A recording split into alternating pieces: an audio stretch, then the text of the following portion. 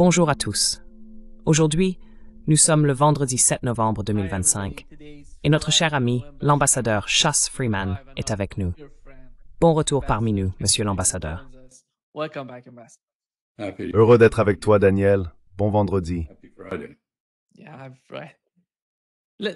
Oui, bon vendredi. Abonnez-vous et cliquez sur le bouton j'aime pour nous aider à toucher plus de monde.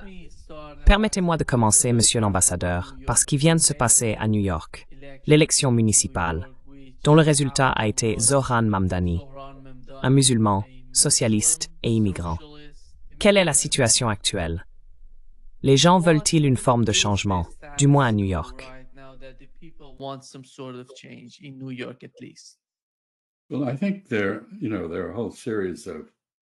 Eh bien, je pense qu'il y a toute une série de problèmes qui touchent les Américains ordinaires partout, pas seulement à New York. La hausse des coûts du logement, l'indisponibilité de logements à des prix raisonnables, l'inflation au niveau des supermarchés. Ce sont donc ce qu'on appelle des questions du quotidien, des choses qui affectent la vie de tous les jours. Et il y a beaucoup de mécontentement. C'est un premier point. Mamdani a centré sa campagne précisément sur ces questions. C'est très intéressant. Il n'a pas soulevé la question de la Palestine ou d'Israël. Ce sont ses adversaires qui l'ont fait.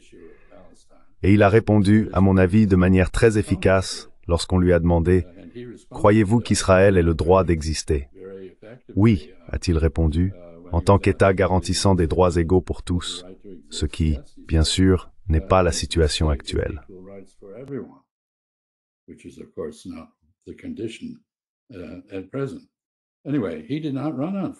Pour l'instant, en tout cas, il n'a pas fait campagne sur des questions de politique étrangère. Il n'a pas non plus fait campagne sur des questions religieuses. C'est une personne très éclectique, on le voit partout, lors de cérémonies hindoues, musulmanes, chrétiennes, juives, bouddhistes. Vous savez, c'est un très bon politicien. Une partie de cela tient à sa personnalité. Une personnalité très séduisante, avec une manière de s'exprimer très maîtrisée et réfléchie. Mais finalement, une autre partie tenait à l'opposition à Trump, qui a désormais un niveau de popularité très bas dans le pays en général et très peu de popularité à New York. Je pense qu'il y avait aussi d'autres facteurs. Je veux dire, évidemment, il y avait ici un fossé générationnel.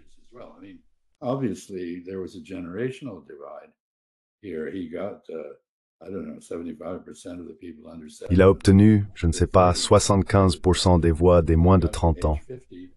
À partir de 50 ans, c'était un concours plus serré. Mais les jeunes se sont clairement identifiés à lui et à ses positions. Et je ne pense pas que les jeunes aient peur du mot socialiste comme les générations précédentes. Quand on utilise ce mot aux États-Unis, un certain nombre de personnes pensent à l'Union soviétique et à ce qu'elle appelait le socialisme. Ce n'est pas du tout ce dont parle Mamdani. Il parle essentiellement de justice sociale, et cela trouve un fort écho dans un pays où les riches deviennent toujours plus riches et les pauvres toujours plus pauvres. Le coefficient de Gini, qui mesure cet écart, augmente à un rythme alarmant.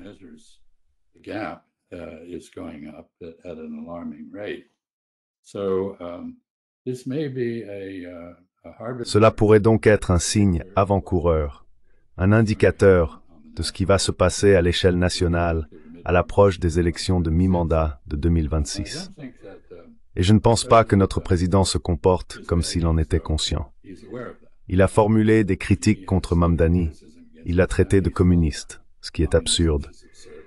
Et il est clairement aligné avec les oligarques sionistes fortunés qui ont dépensé des millions de dollars, d'abord pour tenter de vaincre Mamdani, et maintenant qu'il a été élu pour le discréditer. La Ligue anti-diffamation, qui constitue le principal bras du lobby pro-israélien dans le domaine juridique, a mis en place une surveillance spéciale de Mamdani. Toutes les techniques habituelles sont donc employées pour le discréditer. Il prendra ses fonctions le 1er janvier.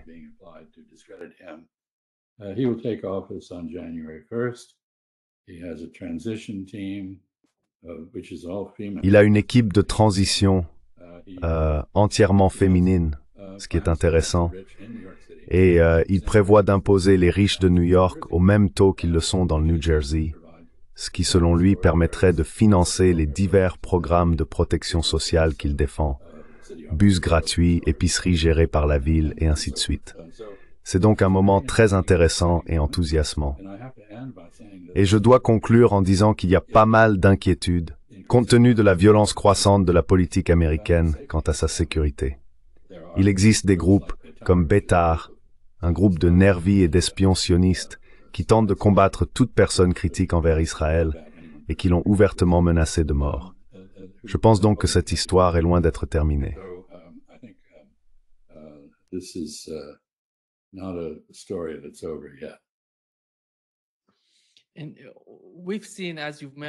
Et nous avons vu, comme vous l'avez mentionné, que les sionistes à New York, principalement des oligarques, ont dépensé plus de 40 millions de dollars contre lui, essayant de tout faire pour l'empêcher de réussir. Mais ils n'ont pas atteint leurs objectifs. En revanche, ce qui m'a étonné, c'est que ces salafistes, ces islamistes radicaux, l'ont attaqué en disant qu'il n'est pas musulman, qu'il est un kafir. Et vous savez, il est...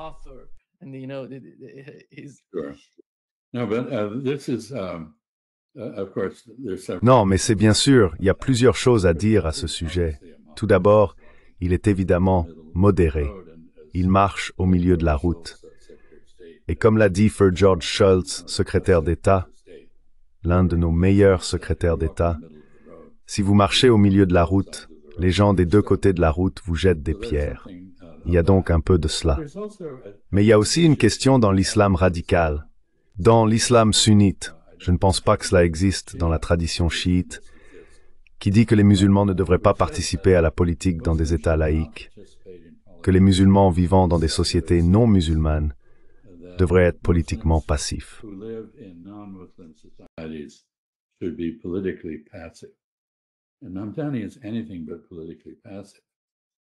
Et je vous le dis, il est tout sauf politiquement passif. Un parcours très intéressant.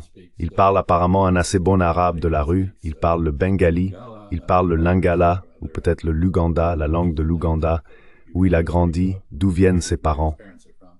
Sa mère est une Nair. Les Nairs sont une caste du sud de l'Inde pratiquant la polyandrie, c'est-à-dire que les femmes ont plusieurs maris et non l'inverse, le contraire de l'islam.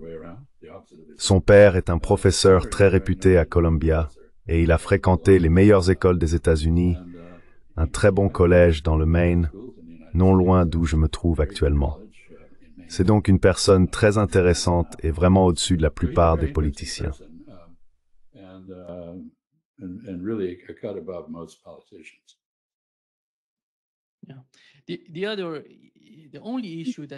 Le seul problème que j'ai vu avec Mamdani, c'est la photo qui a été publiée sur X et qui est devenue virale, son cliché avec le fils de George Soros. Qu'en pensez-vous, monsieur l'ambassadeur? Pensez-vous que ces gens essaient de s'attribuer son mérite ou qu'ils l'ont soutenu et ont une sorte d'agenda pour remodeler son mouvement?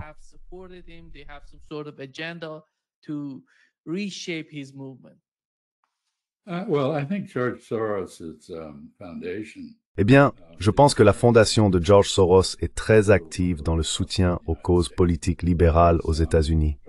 Et bien sûr, pour cette raison, George Soros a été diabolisé par la droite politique. Ainsi, lorsque le fils de George Soros apparaît et prend une photo avec Mamdani avant de la publier, il y a deux conséquences immédiates. La première est, comme vous le suggérez, que le groupe Soros revendique en partie le mérite d'avoir obtenu un résultat libéral face à des chances très défavorables à New York. Mais je soupçonne aussi que cette photo sera utilisée par la droite pour diaboliser Mamdani, ce qu'elle a manifestement l'intention de faire.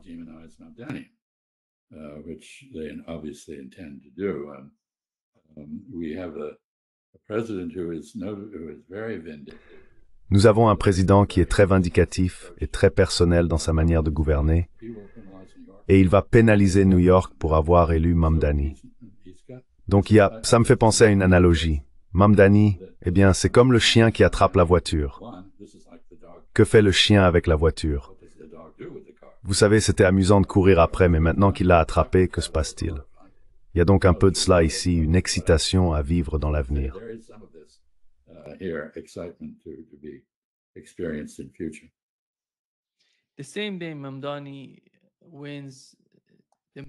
Le même jour où Mamdani a remporté l'élection municipale à New York, nous avons appris que Dick Cheney, l'architecte de nombreuses politiques au Moyen-Orient au cours de la dernière décennie, est décédé. Qui est Dick Cheney pour vous, monsieur l'ambassadeur, et pour les habitants du Moyen-Orient et des États-Unis?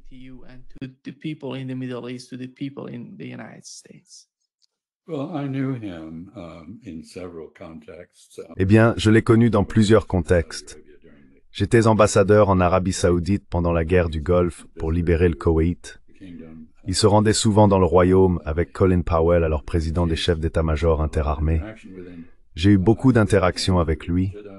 J'ai volé avec lui vers Jeddah le 6 août 1990 pour consulter le roi Fahd au sujet de la réponse appropriée à l'invasion irakienne du Koweït. C'était un homme très idéologique, très ambitieux, mais ses crises cardiaques, en particulier la dernière, je pense, ont changé sa personnalité. Plutôt que d'être l'architecte des politiques au Moyen-Orient, je pense qu'il est devenu l'architecte de la soi-disant guerre mondiale contre le terrorisme, qui a désormais entraîné les États-Unis dans des combats dans 82 pays différents à travers le monde contre des forces islamistes. Certaines terroristes, d'autres non.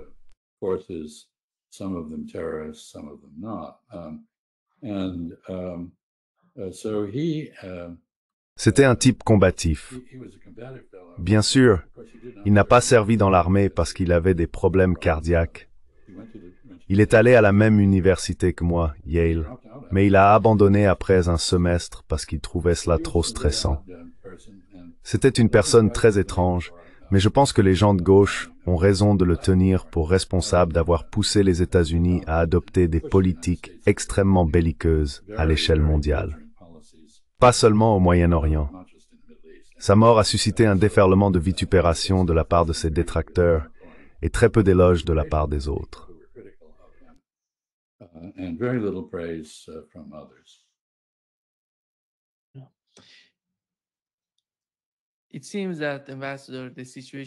Il semble, monsieur l'ambassadeur, que la situation au Moyen-Orient ne se calme pas. Au contraire, elle s'aggrave. En Israël, on dit que le Hezbollah se renforce et qu'il faut s'en occuper au plus vite. On dirait qu'ils veulent attaquer le Hezbollah. Et le Liban, comme nous en avons parlé, est bombardé. Que cherche à communiquer Donald Trump avec la nouvelle direction syrienne, le gouvernement Al-Shara?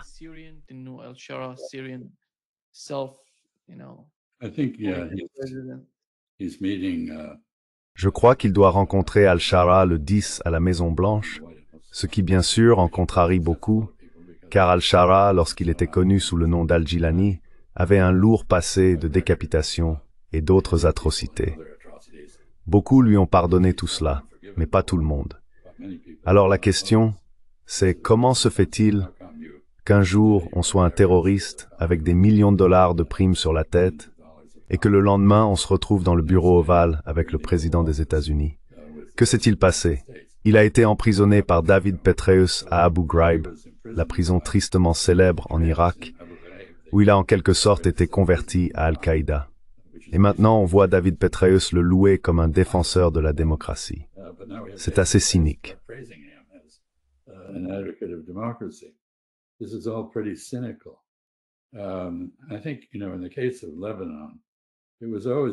Je pense que vous savez, dans le cas du Liban, c'est toujours la même chose. Israël a cette théorie selon laquelle en décapitant les mouvements, il peut les neutraliser. Mais cela ne fonctionne pas. Si l'on élimine les dirigeants d'un mouvement comme le Hezbollah, qui a des racines très profondes dans la société libanaise et qui représente très efficacement la majorité chiite du Liban, et qui s'est distingué dans le monde arabe en étant la seule force à avoir clairement vaincu les Israéliens, eh bien, cela ne met pas fin au mouvement. Le défunt dirigeant du Hezbollah, Nasrallah, était très populaire même dans les régions sunnites du monde arabe, malgré la répulsion pour son héritage chiite. Ainsi, les Israéliens poursuivent leurs efforts de décapitation. Ils ont assassiné un dirigeant du Hezbollah l'autre jour, et comme vous l'avez dit, ils continuent de bombarder le Liban. Ils sont même parvenus à un accord de cessez-le-feu avec le Liban. They reached a ceasefire agreement with Lebanon. They were supposed to withdraw. They have not withdrawn. They have kept 5. Ils étaient censés se retirer. Ils ne se sont pas retirés. Ils ont conservé 5 bases dans le sud du Liban. Ils continuent de tirer, de tuer, d'empêcher les gens de se réinstaller dans le sud du Liban. Et comme vous l'avez indiqué, ils sont de plus en plus inquiets de la résurgence du Hezbollah, ce qui selon moi était inévitable. Juste à côté, en Syrie, il y a une véritable lutte entre la Turquie, alliée à l'Arabie Saoudite et à d'autres pays du Golfe Persique d'un côté, et Israël de l'autre. Les États-Unis se trouvent en quelque sorte au milieu. La Turquie et les Arabes du Golfe veulent une Syrie unifiée sous un gouvernement fort.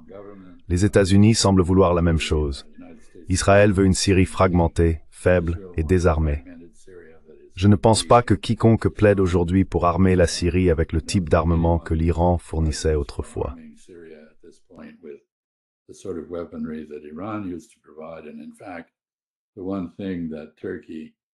En fait, le seul point sur lequel la Turquie, les Saoudiens, les Qataris et les Israéliens sont tous d'accord, c'est qu'ils ne veulent pas que l'Iran retrouve sa position prédominante en Syrie. Mais vous avez raison. La situation ne s'améliore pas. Il y a des accords. Al-Shara a rencontré la faction kurde, la soi-disant résistance démocratique en Syrie, et il a à peu près neutralisé l'élément druze le long de la frontière avec Israël. Mais les choses évoluent dans la mauvaise direction. La guerre au Yémen n'est pas terminée, et bien qu'il y ait un soi-disant cessez-le-feu à Gaza, il n'est absolument pas respecté par les Israéliens. Ils vont jusqu'au bout avec le nettoyage ethnique en Cisjordanie.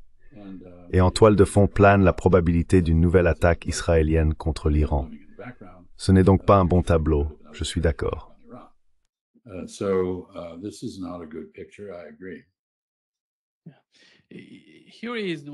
Voici ce qu'a dit Tucker Carlson, monsieur l'ambassadeur, à propos de la politique de Donald Trump au Moyen-Orient.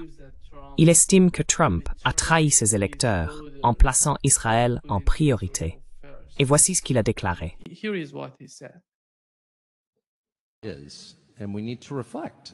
Nous devons réfléchir à ce que nous avons collectivement fait aux jeunes hommes. En réalité, nous les avons détruits. Et personne ne veut le dire, parce que personne ne veut assumer la moindre responsabilité pour quoi que ce soit. Jamais. Personne ne veut se repentir. Tout le monde préfère jeter des pierres. Ils ne voient pas la poutre dans leur propre œil. Et je m'inclus là-dedans. C'est simplement la nature humaine. Les gens veulent dire nazi.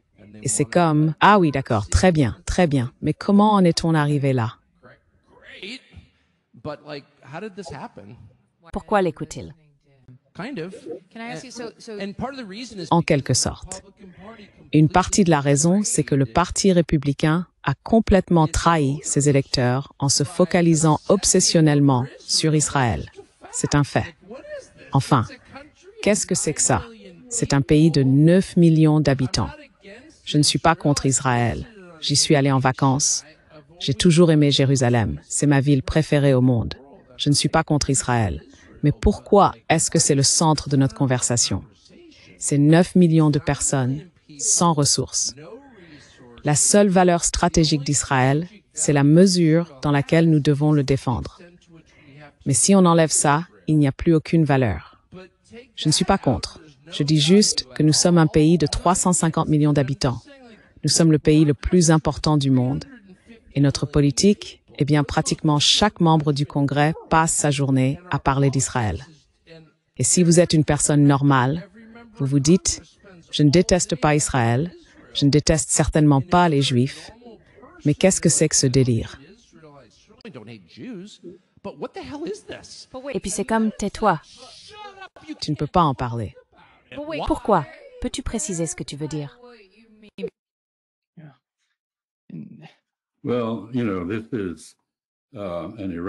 Oui. Eh bien, vous savez, c'est une éruption de la droite patriotique, America First, qui était le slogan de l'administration Trump, et que certains à droite, comme M. Carlson, prennent très au sérieux. Et il est vrai que la politique américaine au Moyen-Orient est dictée par Israël et par de riches donateurs aux États-Unis qui font pression sur nos politiciens pour qu'ils fassent exactement ce que Tucker Carlson a décrit. passaient tout leur temps à parler d'Israël, se rendre en Israël lors de voyages politiques et se comporter de manière honteuse lorsque le Premier ministre israélien paraît devant eux au Congrès en se prosternant devant Israël. Il y a donc beaucoup de colère à droite à ce sujet. Et ce n'est pas seulement à droite. Ce qui s'est passé, c'est que cette question, comme M. Carlson l'a justement souligné, était taboue.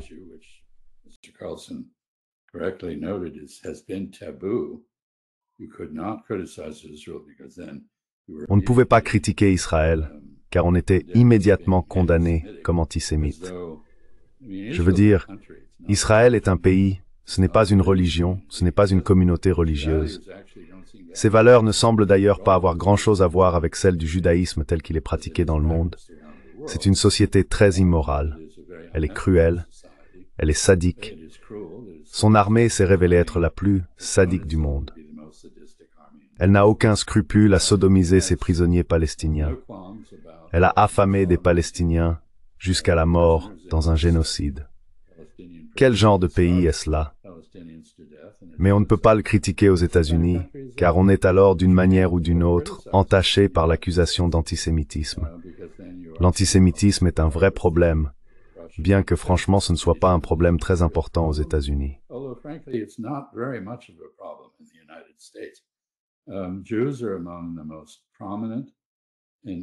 Les Juifs comptent parmi les personnes les plus en vue dans toutes les professions. Ils sont riches, ils sont respectés. En fait, des sondages montrent que les communautés juives figurent parmi les groupes religieux les plus respectés aux États-Unis. Où sont les preuves de discrimination? La discrimination concerne uniquement la critique d'Israël, pas le statut des Juifs aux États-Unis. Et pour revenir à votre première question, cela s'est clairement reflété dans la victoire de Mamdani à New York. Les jeunes Juifs ne veulent pas être associés à l'idée que critiquer Israël revient d'une certaine manière à être antisémite. Ils sont très critiques envers Israël, et je les admire pour cela, car ce n'est pas une position facile à adopter au sein des différentes communautés juives auxquelles ils appartiennent.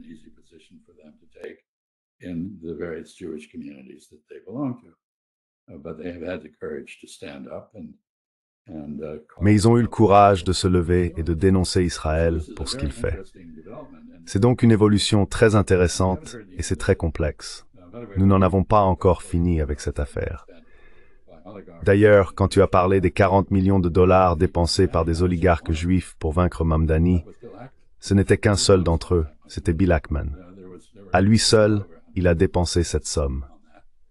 Au total, bien plus de 100 millions de dollars ont été dépensés à ce sujet et des gens continuent d'y consacrer de l'argent. Toutes sortes de calomnies sont mises dans la bouche de Mamdani, des choses qu'il n'a jamais dites. Cela reflète le traumatisme de la Shoah pour les Juifs plus âgés. Cela reflète aussi le fait qu'après 1967, de nombreux Juifs américains ont vu Israël comme une partie de leur identité. C'est une forme de politique identitaire, mais cela change rapidement.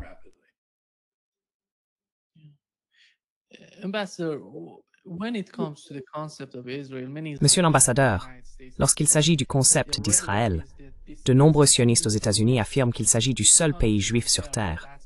C'est pourquoi nous devons le soutenir.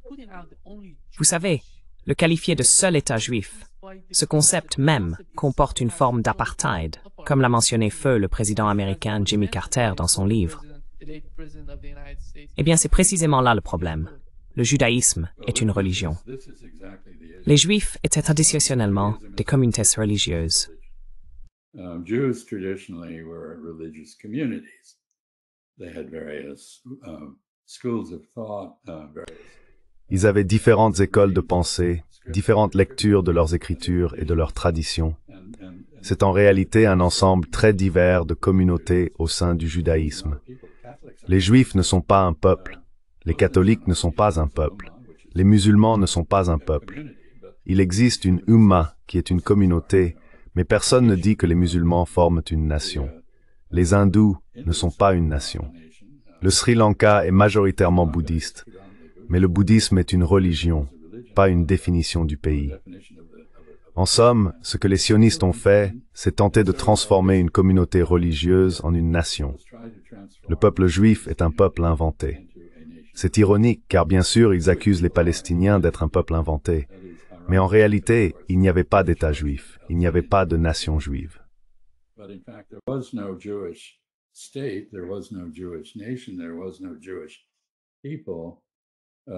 Il n'existait pas de peuple juif avant la création de l'État d'Israël, qui était l'objectif des sionistes. Et il est intrinsèquement raciste d'adopter la position que les Israéliens défendent. Je ne pense pas que le judaïsme soit raciste, bien au contraire. Mais le sionisme l'est beaucoup, car il exclut les autres en Israël. Sur les 9 millions d'habitants du pays, environ 20% ne sont pas juifs. La plupart sont chrétiens, et ils sont traités comme des citoyens de seconde zone. Et les habitants de la Cisjordanie et de Gaza ne sont pas traités comme des êtres humains. C'est donc un gros problème, un très gros problème.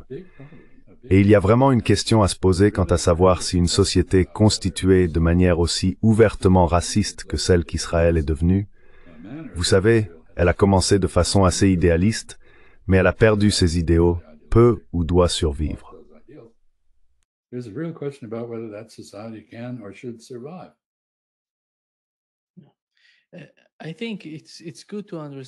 Je pense qu'il est important de comprendre qu'au Moyen-Orient, les Juifs, les musulmans et les chrétiens ont vécu ensemble pendant de très nombreuses années. Il ne s'agit pas seulement de leur histoire récente de conflits meurtriers. Il y a derrière cela une histoire longue et complexe.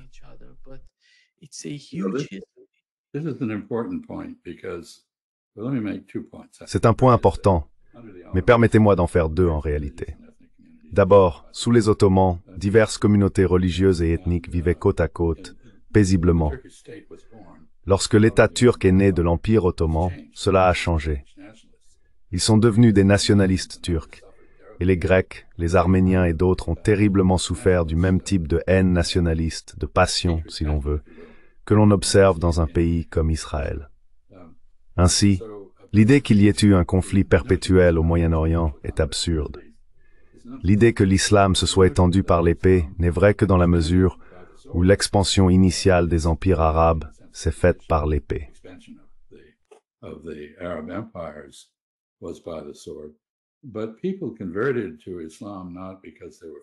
Mais les gens se sont convertis à l'islam non pas parce qu'ils y étaient forcés, mais parce qu'il existait des incitations fiscales à le faire. Il s'avère que les incitations fiscales fonctionnent très bien pour persuader les gens d'envisager des alternatives à leur héritage religieux. L'autre point ici est ironiquement que le sionisme était une idée chrétienne. Ce n'était pas une idée juive, c'était une idée chrétienne européenne. Et elle avait deux avantages. Premièrement, nous pouvons nous débarrasser de nos juifs en les renvoyant en Palestine d'où ils disent venir, et cela résout un problème. Deuxièmement, nous pouvons faire une bonne action pour les juifs en les laissant aller dans leur prétendue patrie. Vous savez, dans la tradition juive, à Yom Kippour, on dit « l'année prochaine à Jérusalem ». Il y a donc un lien avec la Terre Sainte. Cela a donc été perçu comme une bonne idée.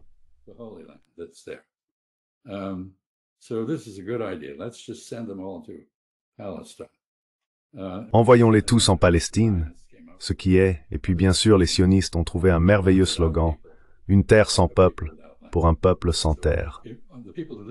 Ainsi, les habitants de la Palestine, qui ironiquement étaient les descendants génétiques des anciens peuples juifs, cananéens, phéniciens et autres ayant habité la région, et qui s'étaient d'abord convertis au christianisme puis à l'islam, soudainement, vous savez, n'existaient plus. C'est donc une entreprise très coloniale et raciste. Cela est aggravé par le fait que la déclaration Balfour, qui parlait d'établir un foyer national juif en Palestine, avait été conçue principalement comme un moyen d'obtenir le soutien des Juifs d'Allemagne, influents contre le Kaiser pendant la Première Guerre mondiale. En somme, tout cela était politique et très cynique.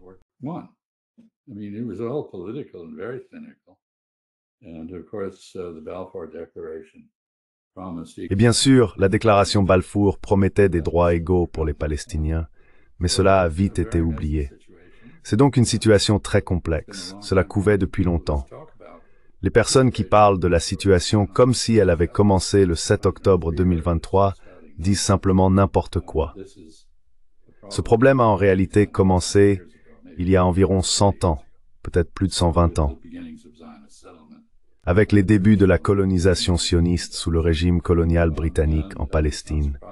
Et il n'est pas surprenant que des gens chassés de leur foyer, d'abord en petit nombre, puis pendant la Nakba, la guerre d'indépendance israélienne, 750 000 personnes expulsées, résistent.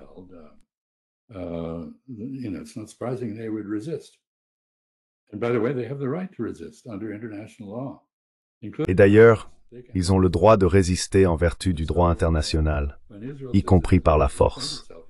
Ils peuvent résister violemment. Ainsi, lorsque Israël affirme avoir le droit de se défendre, cela revient en réalité à dire qu'il a le droit de coloniser la Palestine. Ce n'est pas une affirmation juridique, c'est une situation qui n'aurait jamais dû être autorisée à se produire. Et cela va probablement très mal se terminer pour tout le monde, y compris pour les citoyens israéliens.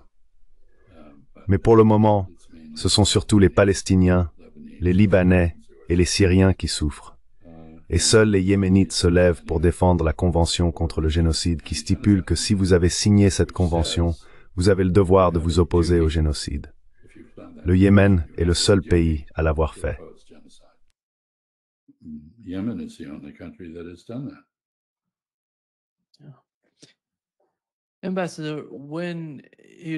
Monsieur l'ambassadeur, quand vous regardez Donald Trump, il a dit qu'un nouveau pays allait rejoindre les accords d'Abraham. À mon avis, il parle de la Syrie qui rejoindrait les accords d'Abraham. Il a également eu une réunion avec les pays d'Asie centrale, le Kazakhstan, le Turkménistan et le Tadjikistan. Et il semble que le Kazakhstan va rejoindre les accords d'Abraham. Mais que sont encore les accords d'Abraham aujourd'hui? Je ne comprends pas. Avec tout ce qui se passe, Israël qui s'empare de la partie sud de la Syrie, qui attaque le Liban, qui est présent à Gaza et en Cisjordanie, c'est un énorme désordre. Ils tuent des gens, ils harcèlent des gens. Qu'est-ce que cela signifie encore?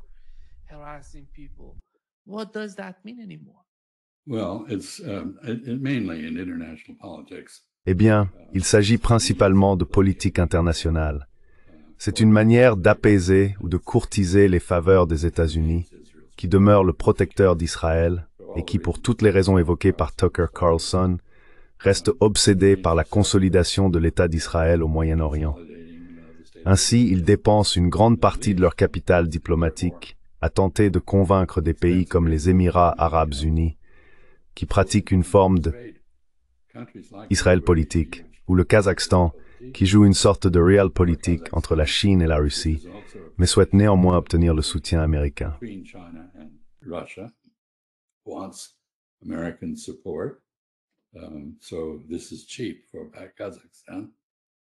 Donc c'est peu coûteux pour le Kazakhstan. Il n'a pas vraiment d'intérêt direct dans ce conflit. Et en Syrie, vous savez, Tom Barak, notre ambassadeur à Ankara et en quelque sorte le vice-roi des États-Unis dans la région, s'efforce beaucoup de faire entrer la Syrie dans l'orbite israélienne.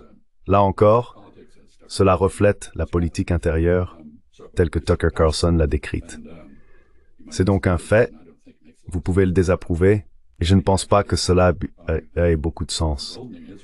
Je pense qu'en réalité, en enhardissant Israël, cela augmente la probabilité qu'Israël commette des atrocités dans la région. Mais c'est ce qui se passe.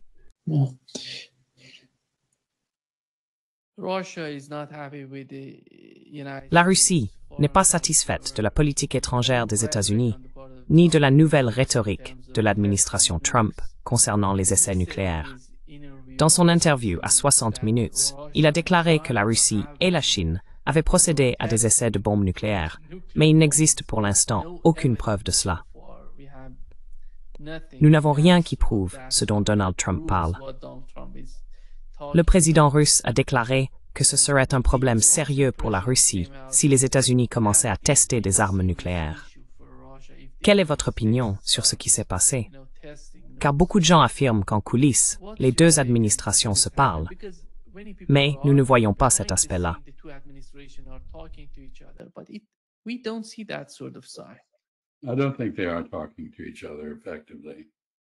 Je ne pense pas qu'ils communiquent efficacement entre eux.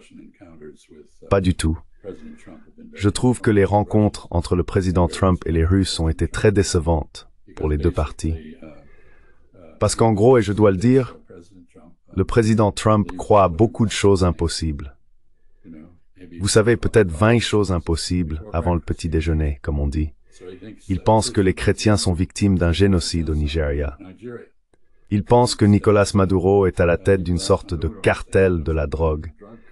Il pense que les États-Unis sont remplis d'antifa, quoi que ce soit. Et il pense que les Russes et les Chinois testent des armes nucléaires.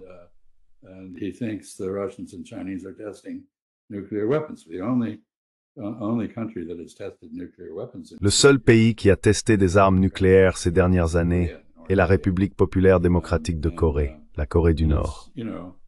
Et il n'est pas vraiment clair ce qu'il voulait dire lorsqu'il a parlé de tester des trucs nucléaires. Je veux dire, le département de l'énergie, d'ailleurs ce n'est pas le département de la défense qui est responsable des armes nucléaires, mais bien le département de l'énergie, affirme que ce dont il parle, c'est de tester des composants non nucléaires essentiels au fonctionnement des armes nucléaires. Il vérifie donc, par exemple, si l'implosion produite par les charges façonnées pour créer la fission dans le plutonium ou l'uranium fonctionnerait. Mais ils n'ont pas de plutonium ni d'uranium à l'intérieur.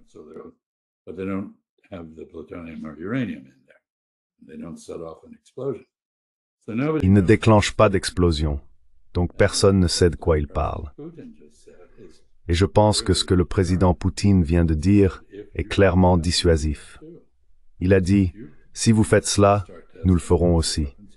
Si vous commencez à tester des armes nucléaires, nous ferons de même. Peut-être que le président Trump réagit à cela. D'ailleurs, il a aussi dit que les États-Unis possédaient plus d'armes nucléaires que quiconque, et ce n'est pas vrai. L'arsenal le plus important est celui de la Russie. Peut-être réagit-il à la montée en puissance chinoise, qui est provoquée par le plan américain de dépenser $1 billion pour moderniser nos forces nucléaires, y compris le développement d'armes nucléaires tactiques ou d'armes dont la puissance explosive peut être ajustée pour une utilisation explicitement contre la Chine.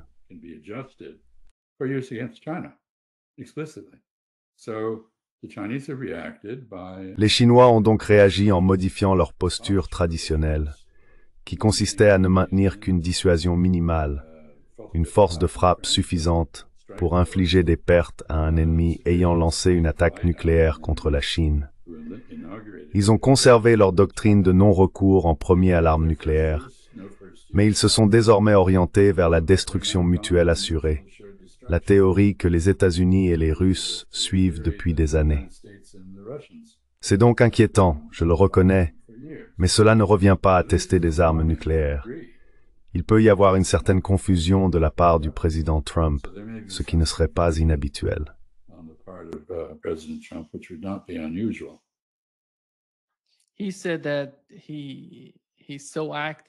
Il a dit qu'il est très actif dans la conclusion d'accords entre les pays, des accords de paix et ce genre de choses.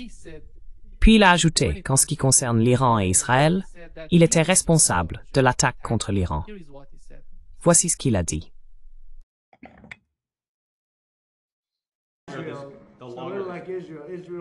Israël a attaqué en premier. Cette attaque a été très puissante.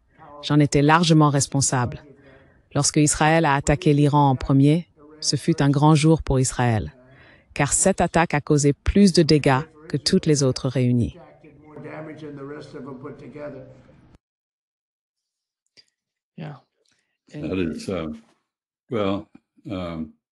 Oui, eh bien, c'est un aveu très révélateur.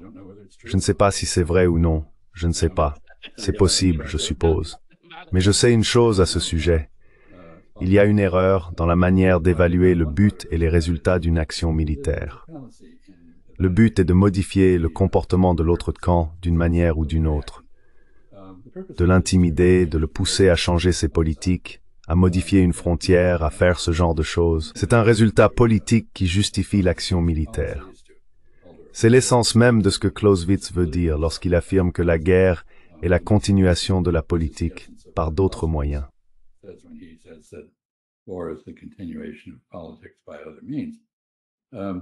To say that they did a lot of damage, that measure Dire qu'ils ont causé beaucoup de dégâts et mesurer le succès ou l'échec d'une action militaire par les destructions qu'elle provoque, c'est complètement passer à côté du sujet.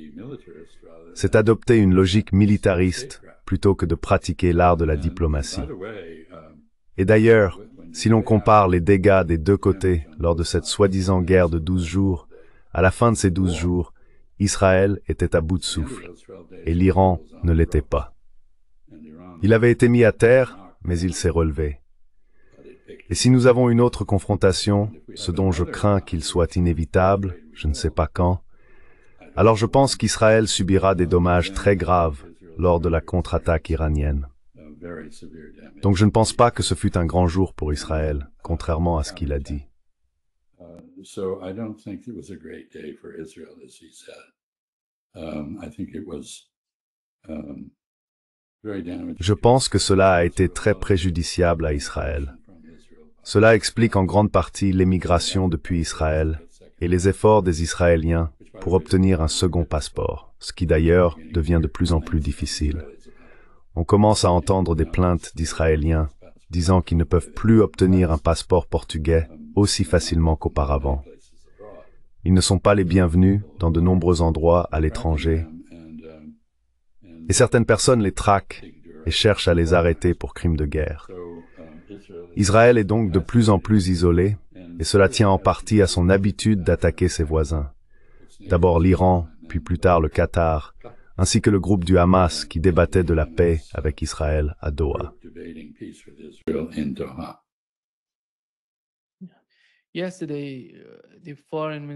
Hier, le ministre iranien des Affaires étrangères, Araghchi, a déclaré « Nous avons essayé tous les moyens possibles pour communiquer avec les États-Unis.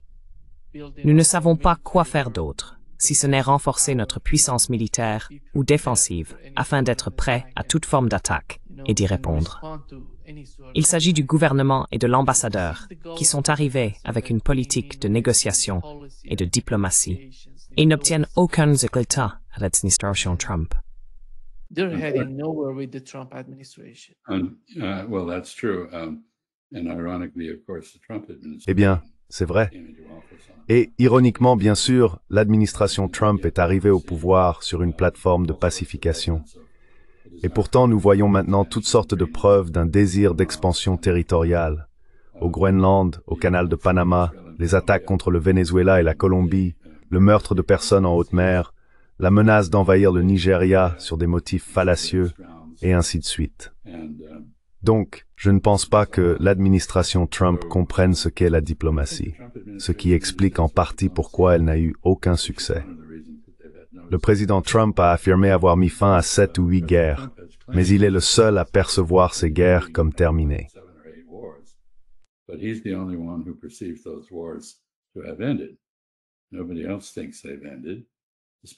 Personne d'autre ne pense qu'ils ont pris fin, surtout pas ceux qui se battent réellement entre eux.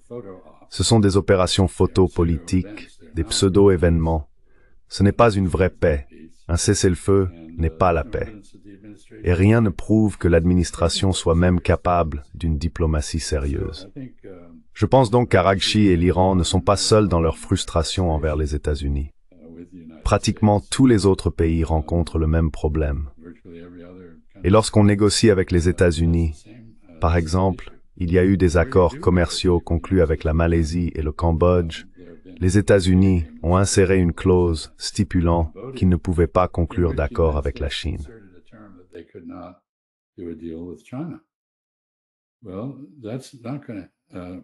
Eh bien, cela ne va pas les empêcher de le faire. Mais l'effort consistant à utiliser des tarifs douaniers, des sanctions et des pressions politiques, du chantage en réalité, pour forcer les pays à choisir entre les États-Unis et la Chine, ou entre les États-Unis et la Russie, ou dans le cas de l'Inde avec l'embargo sur le pétrole, ne fonctionnera tout simplement pas. Si nous voulons obtenir ces résultats, si nous voulons que d'autres pays nous choisissent plutôt que les Chinois, nous devons adopter une approche différente. Nous ne pouvons pas les y contraindre par le chantage. Et même s'ils acceptent, ils ne respecteront pas l'accord. et très probablement, ils n'accepteront pas du tout, ce qui ne fera que les irriter. But most likely they won't agree, and we will just anger them.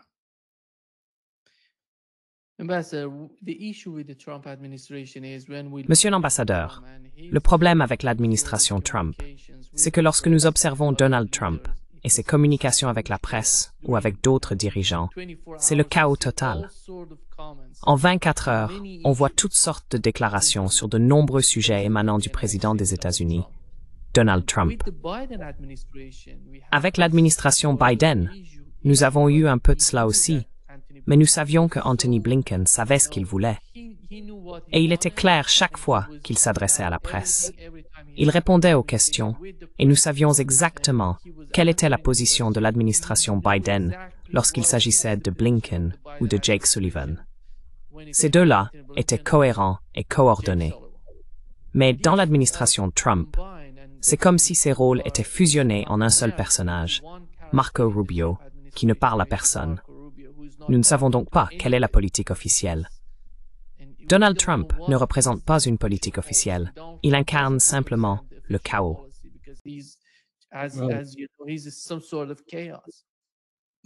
Well, first of all, there is chaos. Eh bien, tout d'abord, il règne un chaos à Washington au sein de la branche exécutive. Il n'y a plus aucun processus d'élaboration des politiques. Le personnel du Conseil de sécurité nationale, qui était chargé de coordonner la conception des politiques et de surveiller leur mise en œuvre, a été réduit à presque rien.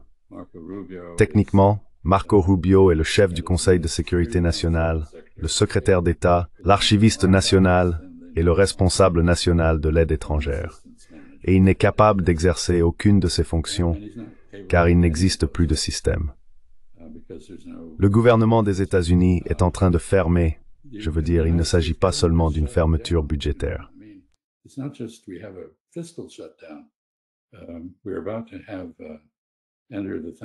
Nous entrons dans la période des fêtes de Thanksgiving, et vous ne pourrez pas prendre l'avion car les contrôleurs aériens ne sont pas payés et ne se présentent pas au travail.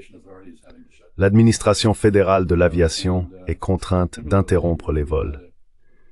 De même, les gens subissent désormais un choc face à l'explosion de leur prime d'assurance maladie, tandis que Medicare est démantelé. Nous arrivons donc à un point critique avec deux conséquences.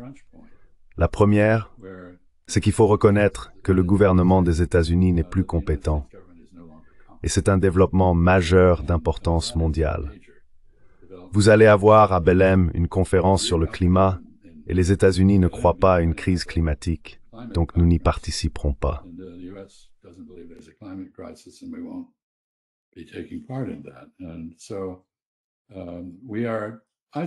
Et ainsi, nous nous isolons du reste du monde. Nous réduisons notre compétence. Nous n'avons clairement aucune compétence diplomatique en ce moment. Tout est militaire. Et Marco Rubio, dans son effort pour écraser Cuba, ce qui a été son ambition de toute une vie, voit le chemin vers cet objectif comme commençant par l'écrasement du Venezuela, ce que je ne pense pas qu'il réussira. Et je reviens sur le fait que, vous savez, si les États-Unis attaquent réellement le Venezuela, par opposition au meurtre de quelques pêcheurs innocents accusés de trafic de drogue sans aucune apparence de légalité, c'est de la piraterie au regard du droit international. C'est inconstitutionnel dans le contexte américain. C'est une violation du War Powers Act.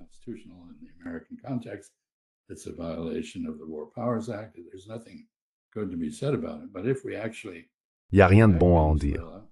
Mais si nous attaquons réellement le Venezuela, je pense que la situation va s'envenimer très rapidement.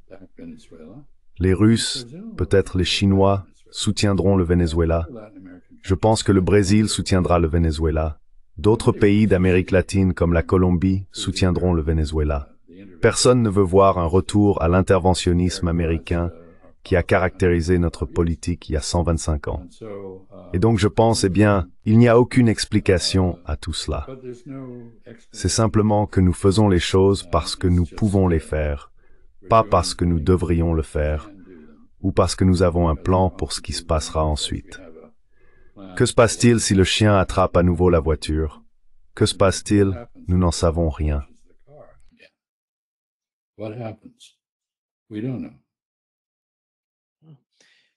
Actually, the people here En réalité, les gens ici au Brésil sont très préoccupés par ce qui se passe au Venezuela, par la situation là-bas, parce que nous savons que si les États-Unis voulaient obtenir plus de pétrole du Venezuela, ils y seraient favorables.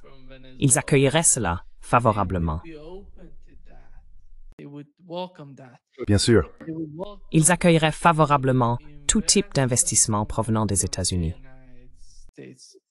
Well, we've had a 20-year, more than 20-year campaign. eh bien, nous avons mené une campagne de changement de régime depuis plus de 20 ans, à travers des sanctions, des pressions économiques, et ainsi de suite.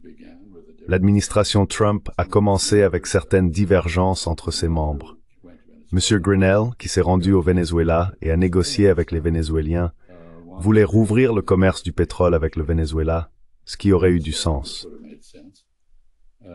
Le président Trump semble avoir une attitude mercantiliste, c'est-à-dire, comme à l'époque coloniale, il faut contrôler directement les ressources, sinon on ne peut pas compter sur les approvisionnements. Mais la mondialisation a créé une situation où il existe de multiples chaînes d'approvisionnement pour pratiquement tout, et il n'est pas nécessaire de contrôler les champs pétrolifères. Les pays qui possèdent du pétrole l'exporteront parce qu'ils veulent l'argent. You don't need to control oil fields. Countries that have oil will export it because they want the money. If your companies are willing to Et si vos entreprises sont disposées à participer pour les aider à le faire, elles seront les bienvenues. Même les pays les plus étatiques, le Brésil en fait partie, le Mexique aussi, ont par le passé tiré parti de la participation d'entreprises étrangères dans l'exploitation de leurs ressources. Pourquoi? Parce que c'était logique. Exclure cette possibilité n'a aucun sens. Et il y a ici une ironie, je dois le dire, puisque vous parlez de pétrole. Et vous savez, c'est une question importante, celle des prix mondiaux. L'OPEP a pris des mesures qui, avec les Russes, ont fait baisser le prix du pétrole à environ $60 le baril. L'ironie, c'est que le président Trump est arrivé au pouvoir en disant « forons, forons partout ». Autrement dit, continuons à forer du pétrole partout. drill, baby, drill, just keep drilling all over the place for oil. But it's not economic to do that at $60. Mais ce n'est pas rentable de faire cela à $60. Ainsi, bien que les États-Unis continuent de produire davantage de pétrole, aucun nouveau forage n'a lieu. Et nous voilà revenus dans un cycle de prospérité et de crise dans le secteur du pétrole et de l'énergie. Pendant ce temps, nous sommes dépassés. 60% des nouvelles sources d'énergie dans le monde sont renouvelables. Les Chinois disposent de la technologie, éolien, solaire, nucléaire, et maintenant un réacteur au thorium, idéal pour alimenter les navires, les sous-marins et les porte-conteneurs. Il ne présente pas les problèmes de sécurité des réacteurs nucléaires à base d'uranium et repose sur un sel fondu sûr à l'intérieur du conteneur. That is safe within the container. Et la Chine est également en tête dans le domaine de l'énergie de fusion. Nous sommes donc en train de prendre du retard, et c'est un peu comme le président préféré de Trump, McKinley. Vous savez, si Trump était comme McKinley, McKinley a dû choisir entre les automobiles et les chevaux. Il aurait choisi les chevaux, pas les automobiles.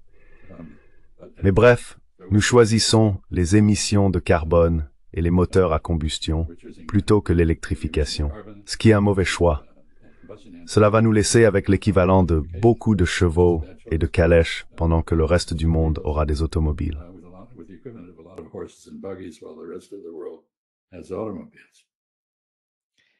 Just to wrap up this session, Ambassador, we know Pour conclure cette session, Monsieur l'ambassadeur, nous savons que la politique étrangère des États-Unis repose essentiellement sur la doctrine Wolfowitz, Wolfowitz doctrine qui affirme qu'il s'agit d'un jeu à somme nulle. Pas de superpuissance régionale, pas de superpuissance mondiale.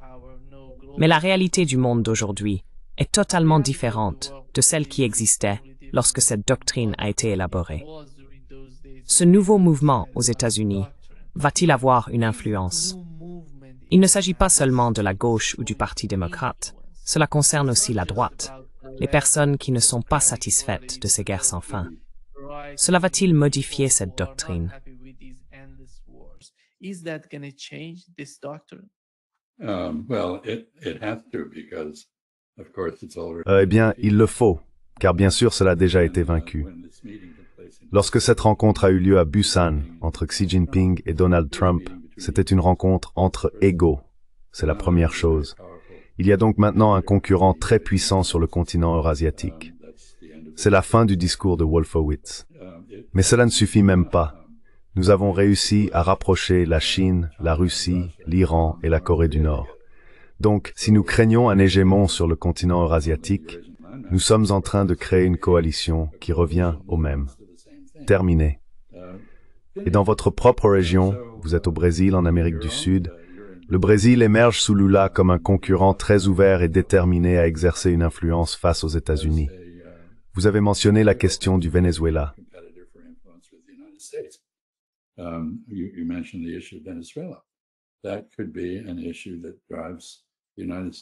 Cela pourrait être un problème qui pousse les États-Unis et le Brésil vers une forme de conflit. Ainsi, la doctrine Wolfowitz, même dans notre propre hémisphère, l'hémisphère occidental, vous savez, nous pouvons encore faire des choses terribles dans le bassin des Caraïbes. Nous pouvons encore faire des choses terribles en Amérique centrale, apparemment. Mais je ne pense pas que nous en ayons le pouvoir. Vous savez, notre secrétaire au Trésor dit qu'aider Milei en Argentine est une nouvelle version de la doctrine Monroe. Si c'est le cas, c'est plutôt comique, à mon avis. Quoi qu'il en soit, quiconque parie sur le fait que les Argentins ne feront pas défaut sur leurs dettes risque d'avoir une surprise. Je crois qu'ils ont fait défaut 9 fois dans leur histoire. Et bien sûr, c'est très intéressant. Le péronisme en Argentine a essentiellement tué la poule aux œufs d'or.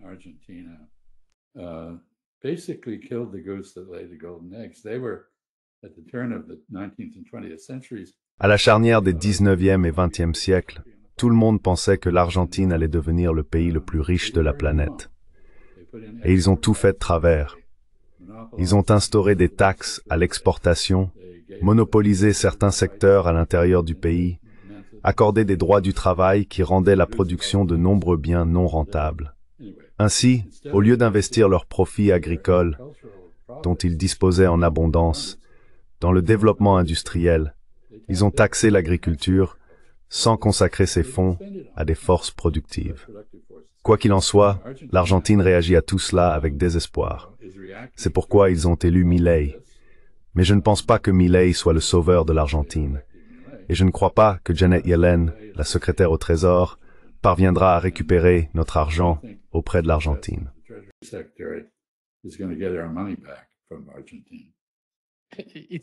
Il semble que Milei dépense l'argent pour acheter des sous-marins à la France. Oui, bien sûr.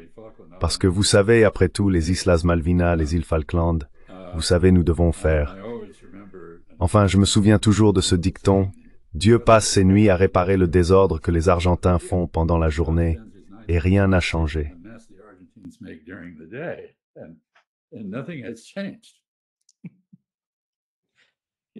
Oui, merci beaucoup, monsieur l'ambassadeur. Un grand plaisir, comme toujours. Eh bien, c'est un plaisir de te parler. Passe une excellente journée, Nima. Merci.